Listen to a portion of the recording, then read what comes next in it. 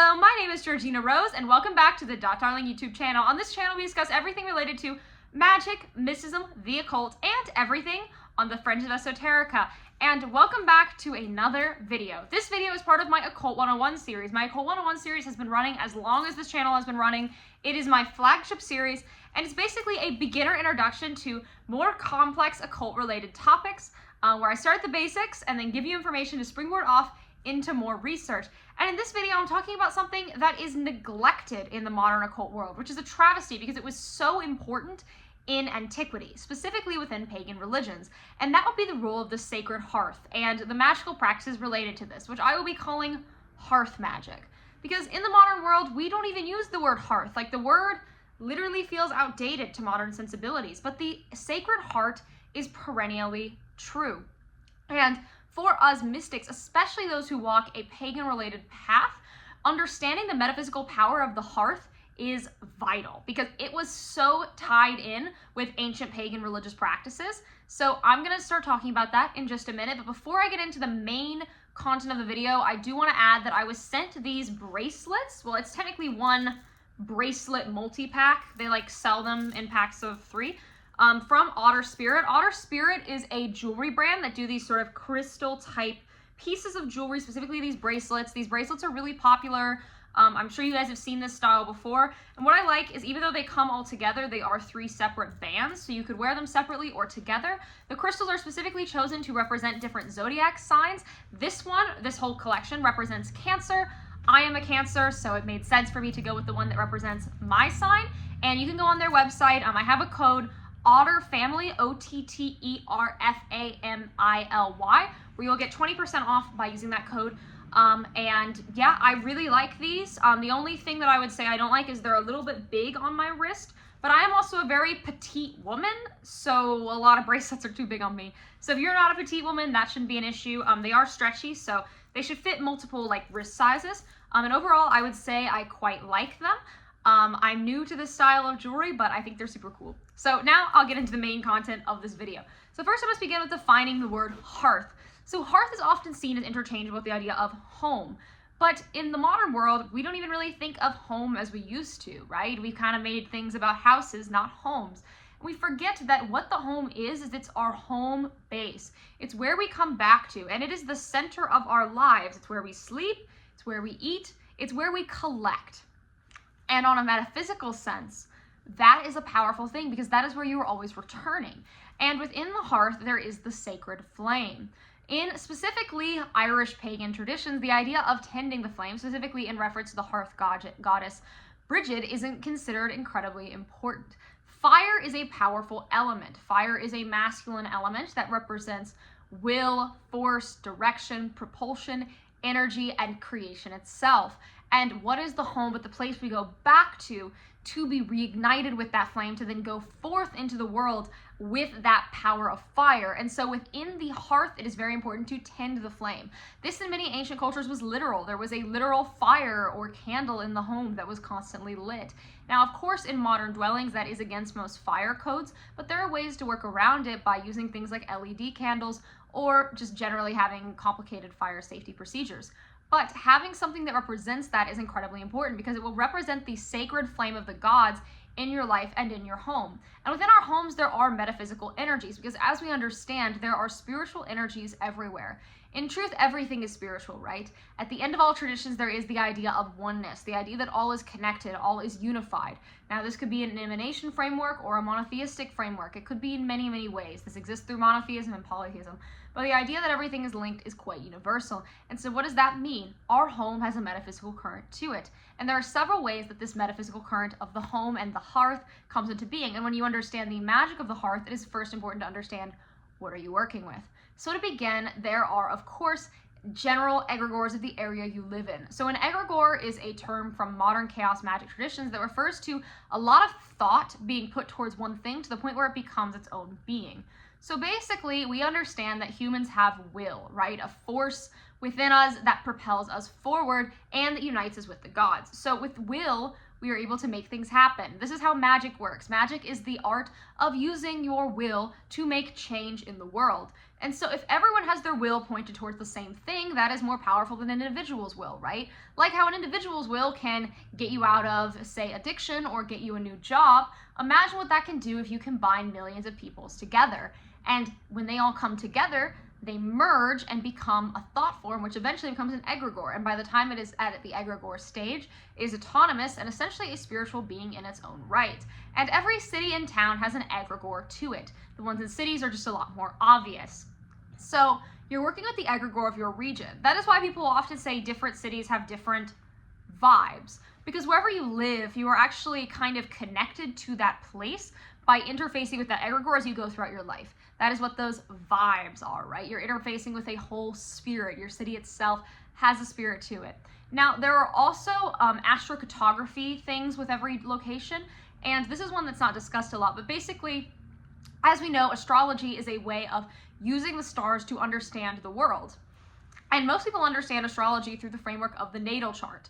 Basically, the moment you were born, you were born at a moment, obviously, and all the planets and the fixed stars were all in specific positions when you were born.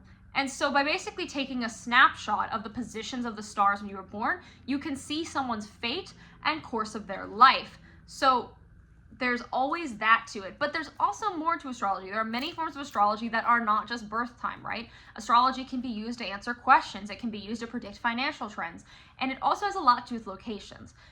So through a particular tradition called astrocartography, you take the data of your birth date, your natal data, and you put that onto basically a chart that draws out a latitude and longitude lines that correspond to each planet, and then where those lines cross and how close things are to those lines determines your relationship to that place and how that place is going to relate back to you.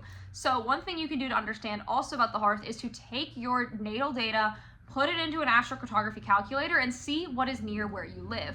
And that, combined with the egregore, is going to tell you not just the vibe of the place, but your personal experience in the place, because your relationship to the place you are living in is based on astrocartography.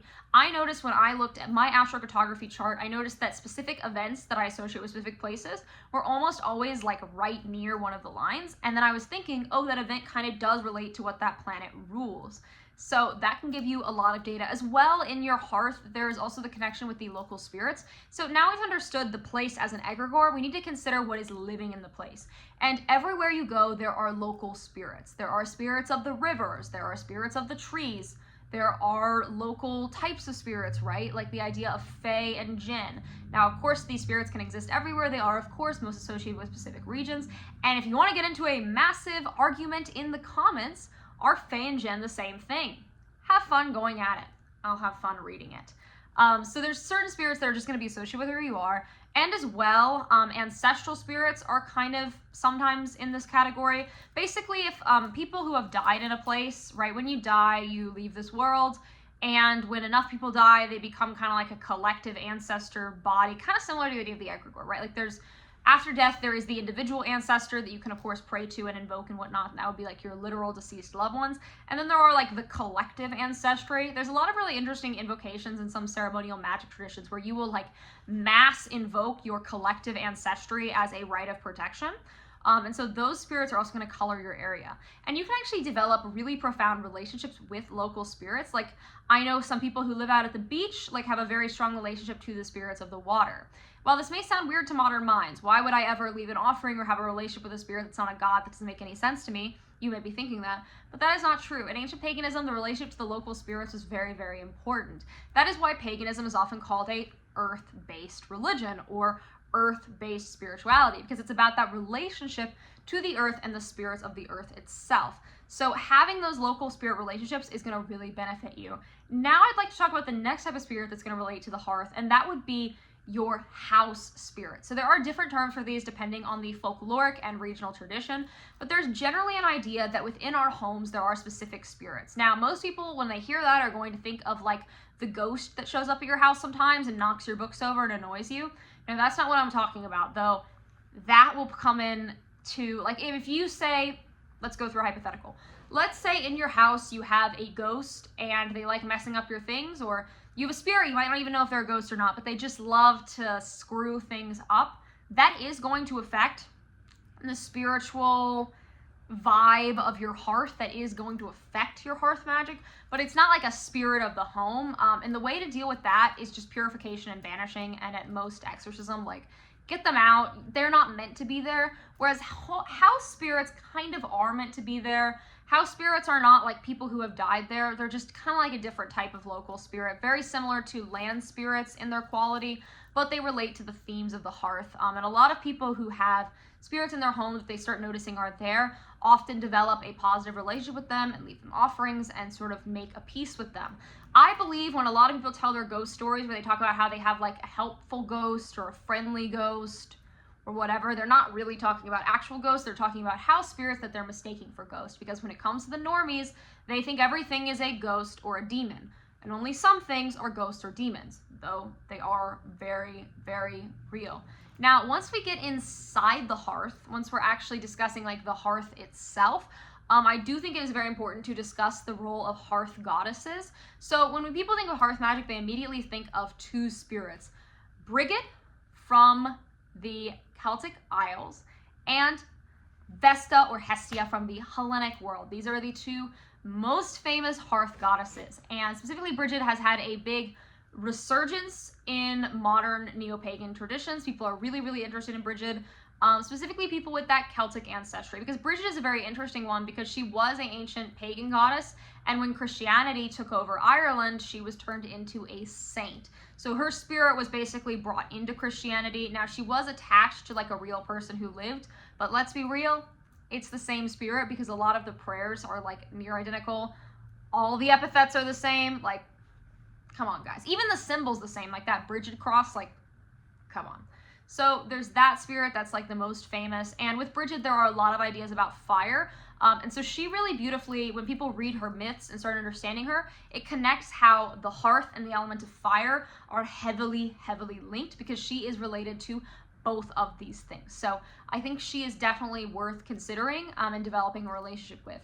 Now, Hesta or Vesta from the Hellenic world, in some you'll see Hestia, some you'll see Vesta. This is once again the same spirit.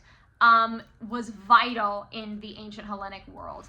In people's homes, they overwhelmingly had a hearth goddess reverend, shrine, or had a relationship with these goddesses. These goddesses were considered very important. They were considered part of your life because the hearth was not just the home, it was sacralized in the ancient Hellenic world. It was a sacred place. It was a temple unto itself, right? And so you would see your hearth as a temple to the hearth goddess. Which I know is so crazy, right? Because we in modern life really love compartmentalization, right? We want a kitchen space, a living room space, a fun space, a social space, and a religious space. We don't want to bring these things together, right? We're kind of atomized, we're compartmentalized. We don't consider how things relate to each other. And that's why a lot of metaphysics really is hard on the modern psyche, right? We want everything to be in its own category. And that's not how it works. In fact, metaphysics is the opposite of that. As metaphysics, everything is always united and always coming together. But with this goddess, you would worship her in your home, and that home would become a sacred space through that worship. As well, I want to discuss the relationship between the divine feminine and the sacred hearth, because in modern pagan traditions, they are very lumped together. And I think this relationship is kind of complicated because, yes, I would say generally the hearth is of the divine feminine, but we also must consider the hearth is of the element of fire. And so I think the best way to conceptualize the hearth through a metaphysical correspondence perspective is to bridge the fire element and the divine feminine principle. Because the fire element is, as I explained earlier, will, power, strength, creation, propulsion, energy. And then the divine feminine principle, which is not the same thing as femininity in the cultural sense. The divine feminine principle is a metaphysical principle of reception and forming, right? What the divine feminine does is it receives creation and then forms it into something useful and real, right? And it becomes the perfected form, because if something was endless creation or endless shaping, it would not exist, because nothing exists without being both created and then forged into something particular. So when we're bridging these two things together, I think of the hearth as a way in which the fire is controlled, right? The fire, it exists as a generative principle, but it is then tamed and brought into something better. And when we think of domesticity and the domestic realm itself, what is the domestic realm if not that? It is taking us and giving us a place to nourish ourselves and grow and be formed, while also giving us that space to then leave the hearth and do more fire-related things, right? Create more, do more, push harder, right? That is why the hearth is so important. And that idea of a rest that we think of, and resting in your home after work, right? That is a metaphysical thing if you really consider it. So yeah, I also want to mention that while the hearth goddess is a divine feminine archetype, there are many divine feminine archetypes. Divine femininity is simply being receptive. And so this is not the only way the divine feminine presents. The divine feminine is not just your house. Divine feminine is a very complicated thing. But the hearth has so much with the divine feminine that anyone who has a heavy divine feminine or goddess-oriented pagan practice, I think would really heavily benefit from working with a hearth goddess. In general, I think it is hard to be a pagan without having a relationship to the hearth and to the land. These two things often don't get brought up all the time in modern pagan religion, which is a complete shame because they are the cores of the faith itself, right? Connecting to the world and the material world and connecting to the beauty of this world is so important. And I do not think you can do that without these elements coming into your practice. Now, when we talk about practices related to hearth magic, of course, the maintenance of a home is important, and doing regular purification and cleansing matters. I recommend all the time to monthly purify and cleanse your house. Why? Because otherwise miasma or spiritual pollution accrues, and this is how you eventually get those annoying ghosts in your house who mess all your stuff up, right? And so continuing to purify and take care of your home on a metaphysical level is going to lead to better results. And yes, the metaphysical includes the physical. And so when you are doing hearth magic, keep your space tidy, sweep the floor. All of that will put you in a better space to be able to do that magic. Now, other things that are related to the hearth is the maintenance of flame itself. There's a lot you can do with fire as an element. You can pray by your fire, you can tend your fire, you can make even the act of maintaining a fire and keeping a fireplace in good condition a devotional act. Because I talk about this a lot when it comes to planetary things, but it does actually relate to other ideas as well. Basically, planetary remediation, and it's never brought out of astrology, but I think it should be brought out of astrology because I think this idea really transfers. And in my own exploration and my own experience, it absolutely had. It's called remediation. So basically, if you're struggling with a planetary energy, say struggling with the moon, you would then do acts that are related to the moon so that you can get closer to it and bring more of it into your life and remediate the problem. So lunar remediations would be like going swimming, confessing your feelings, all that type of stuff. Whereas if I'm thinking of hearth, because I do think you can remediate the hearth, specifically if you were someone who has trouble at home, your home's a mess, you have a bad family life, all these things that are issues that show that your hearth and your relationship to the sacred hearth are not good, would be doing things like maintaining your home, tidying, cooking, maintaining a fire. All of those things would help remediate your issues with the hearth so you can have a better relationship to the hearth. Now, when people talk about hearth magic, they often talk about the idea of a hearth witch or hearth witchcraft. This stuff is really not inherently witchcraft, and I'm going to be real, I don't think this is witchcraft at all. I define witchcraft in a more traditional sense by saying that witchcraft must involve some form of transgression or going against something and using taboo. I think that witchcraft is very similar to the Eastern idea of tantra or finding divinity in the taboo itself. And so since none of this is taboo, I do not think this is really witchcraft. There are certain practices that are related to the hearth where you are like using plants and whatnot, but that doesn't make it witchcraft. There was a term in the ancient world called magia naturalis, or natural magic, or magic using the stars and natural materials such as plants, spices, all of that. I believe magia naturalis and witchcraft are not the same thing. Of course, in the modern spiritual internet, they have become the same thing. Like people use the term witchcraft in ways that historically the term witchcraft was not used. Like people will call anything a witchcraft related practice. They call me a witch all the time, even though I very much do not identify with that term and do not think that it accurately describes me. So no, I would not call this witchcraft. I guess you can use your hearth as a place to do proper witchcraft, but in general, I just think those energies are so different that I would not consider them the same thing.